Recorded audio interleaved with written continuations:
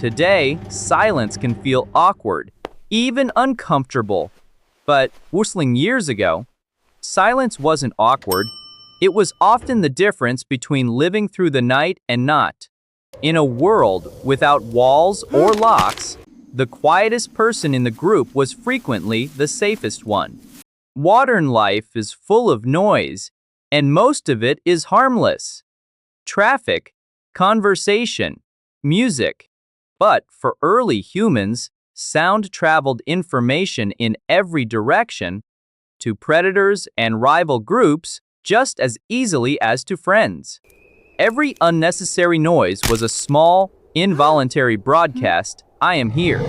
This shaped behavior in ways that are almost invisible to us today because we simply don't live with the same consequences for being loud. Many predators, especially at night, rely heavily on sound to locate prey. A snapped twig, a cough, a raised voice carries much further in quiet wilderness than most people realize. Early humans moving through unfamiliar or dangerous territory had strong incentive to move deliberately, careful footsteps, minimal talking, staying aware of what their own bodies were broadcasting at all times. This wasn't paranoia. It was accurate risk assessment based on repeated, sometimes fatal, lived experience. Groups that developed a habit of unnecessary noise in dangerous territory likely didn't pass that habit on for long. Predators weren't the only threat sound could attract. Rival tribes competing for the same limited resources, water, hunting grounds, shelter, represented a very real danger too. A loud group traveling through contested or unfamiliar territory risked revealing their location, their numbers, and their route to people who might see them as a threat or a target. This meant silence functioned almost like camouflage for sound. Moving quietly wasn't just about avoiding animals, it was a basic form of situational awareness that could prevent a violent encounter before it ever had the chance to start. Here's the complexity: staying completely silent all the time wasn't practical either. Coordinating a hunt, warning someone of danger, comforting a child, all of this required some form of communication. So early humans likely developed something in between total silence and normal. Talking, quiet, deliberate communication. Hand signals, soft vocal cues, and learned patterns of behavior that conveyed meaning without carrying far. This required real skill and group-wide understanding.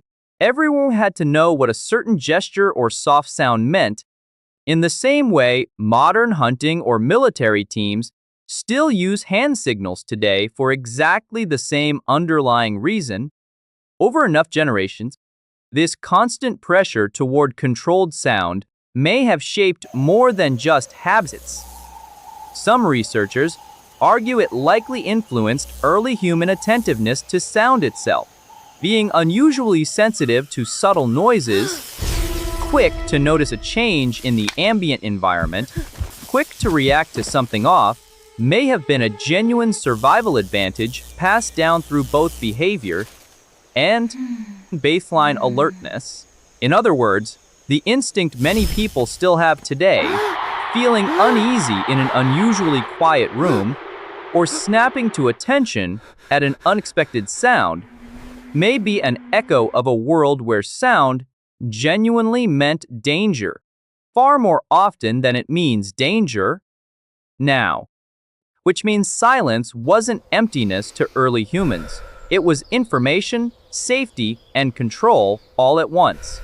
The ability to move without being heard, to communicate without broadcasting your location, wasn't a passive trait. It was an active survival skill, practiced and refined constantly in a world where sound could genuinely get you killed. So the next time silence feels uncomfortable, in an elevator, a quiet room, a pause in conversation, remember that for most of human history, silence wasn't something people needed to fill. It was something people needed to survive inside of.